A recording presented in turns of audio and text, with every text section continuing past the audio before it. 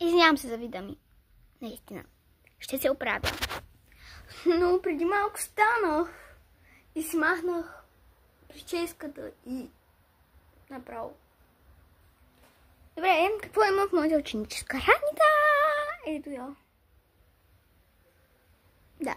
Ще имам друга, обаче още не е дошла. Учи.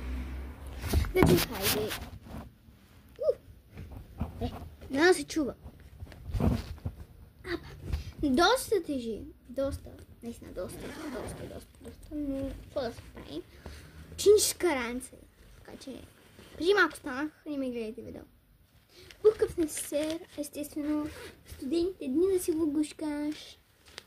И нови фломастери, нали? Нов несесер, нови фломастери. Да. Ще слагам пак обратно, защото после не ми се подрежда пак. 100 пъти я подреждах. Пастели.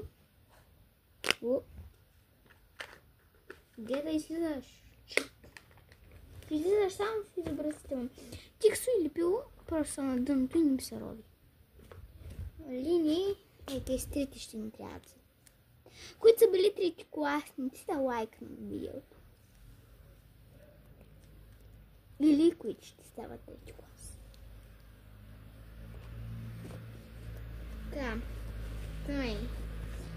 Малко бейби степче. Калкулаторче, бейби.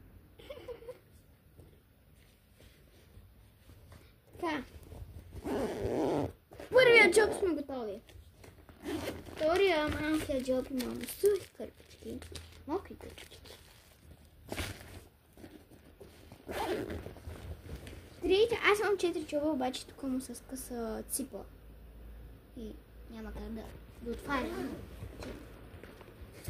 Тук в този несесер имам 3 несесера имам за училище.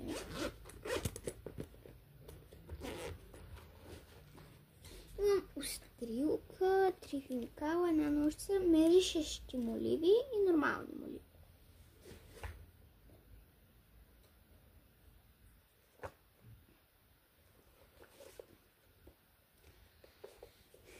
Айде бе, ще ми свърши времето. Няма да го затворим сега. Че ще ми свърши времето и трябва да правя.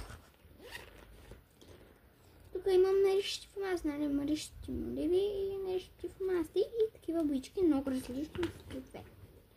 Добре хора, това беше приятен първи учебен ден. Довиждане! Забравих, имам бели листи и цветни листи и боички.